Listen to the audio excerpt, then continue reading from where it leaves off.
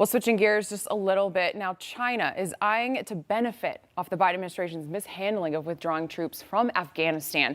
And joining us now is author of The Coming Collapse of China, Chang. Gordon, welcome back to Wake Up America. Thank you, Alex. Well, a Taliban spokesperson said that China could play a role in the future of Afghanistan. What would that role be? It really would be the primary sponsor of the Taliban. It would be financial. China wants, for instance, to mine copper at the place where it got the license for 30 years, but hasn't been able to exploit. They want gold, uranium, they want lithium. They want to tie Afghanistan into the Belt and Road program because they want a land bridge to the Indian Ocean, and Afghanistan offers them one. And Pakistan, which was supposed to be that land bridge, really hasn't worked out for them. Also, basically, the Taliban, they got enemies, which means that China now has enemies, which means that China wants stability in Afghanistan, and it's probably not going to get it. Well, yeah, that's a great point. When it comes to those rare metals that Afghanistan has, now, do you think China, now they're going to have an easier access to those? Well, they'll have easier access, but right now, India, for instance, wants to bedevil China because China has its troops in Indian-controlled territory.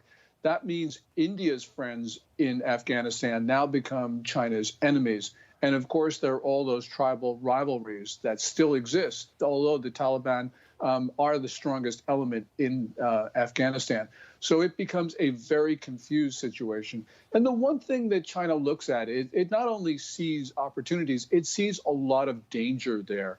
And China is going to get sucked into Afghanistan. It says it won't, but it obviously will.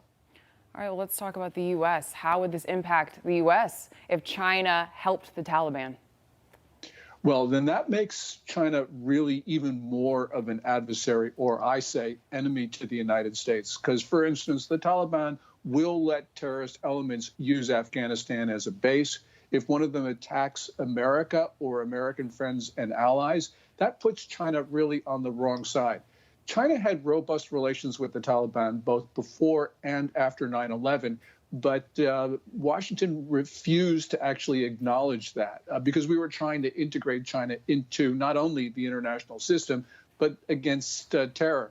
And so we ignored China's continuing relationship and support to the Taliban. I don't think that we're going to do this again. And by the way, we should be sanctioning any country that recognizes the Taliban. U.S. intelligence thinks that China is going to do that pretty quickly. That means we should start sanctioning China if, in fact, they go ahead with that plan.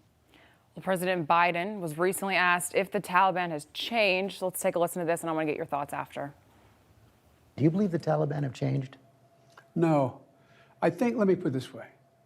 I think they're going through sort of an existential crisis about, do they want to be recognized by the international community as being a legitimate government?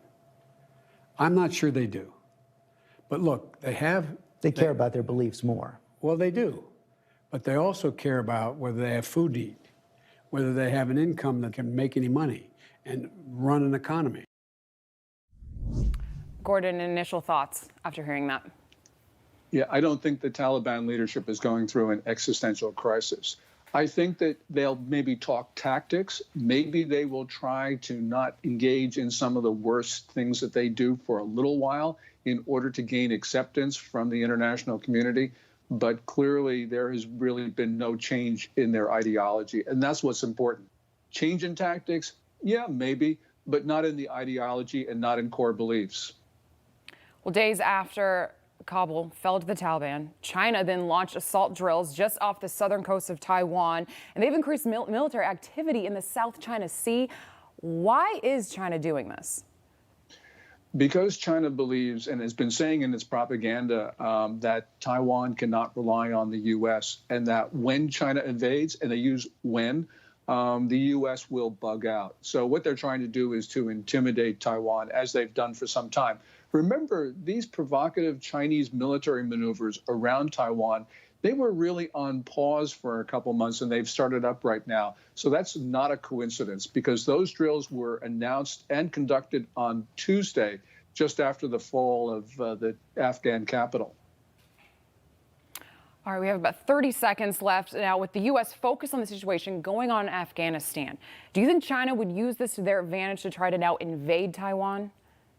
They might do that, or they might pressure Japan or something else. And the Russians, the Iranians, the North Koreans, and their terrorist allies could also take advantage of the situation. So this could be problems at both ends of the European landmass simultaneously.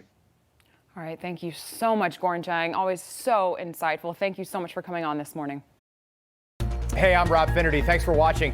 If you enjoyed this video, please join the conversation in the comments below. Don't forget to subscribe, too. Hit the bell icon to be alerted to breaking news. And remember, there's a whole lot more on Newsmax TV, America's fastest growing cable news network. Newsmax TV, where real news for real people.